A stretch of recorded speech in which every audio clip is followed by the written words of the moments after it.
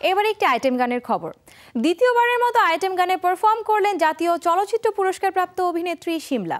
রাজধানীর রমনা পার্কে হয়ে গেল এই আইটেম গানের শুটিং। বিস্তারিত থাকছে প্রতিবেদনে।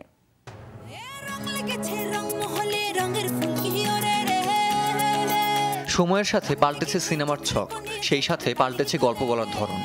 আইটেম গান এখন সিনেমার একটি গুরুত্বপূর্ণ অংশ হিসেবে মনে করেন অনেকে, কিন্তু গল্পের তাগিদে আইটেম গান রাখা হচ্ছে অনেক কম।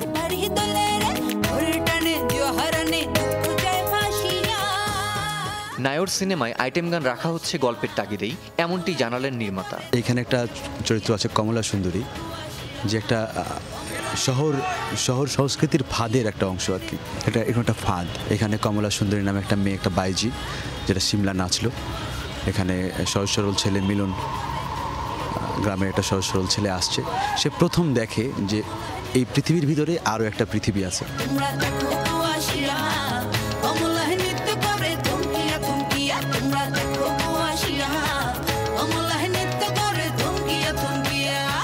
আইটেম গানটিতে পারফর্ম করেছেন শিমলা।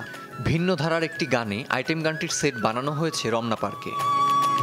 একটা আড়তের মধ্যে গান করার টাইপের এরকম, যেটাকে আপনারা মানে দেখতে পাচ্ছেন করছি আর কি, আইটেম সং।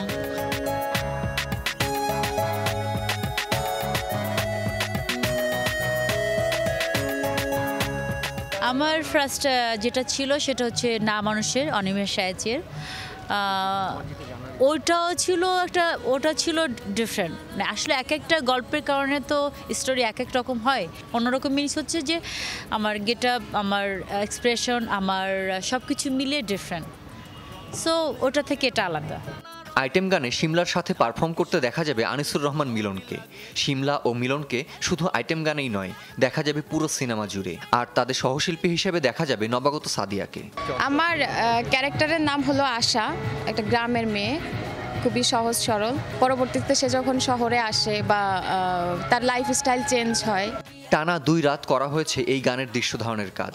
রাতের অন্ধকারে সাজানো রংমহলের দৃশ্য নজর কেড়েছে অনেকের। এমন সেট, সেই সাথে শিল্পীদের সাবলীল পারফরমেন্স দর্শকদের মুগ্ধ করবে বলে মনে করেন নির্মাতা ও কলাকুশলী।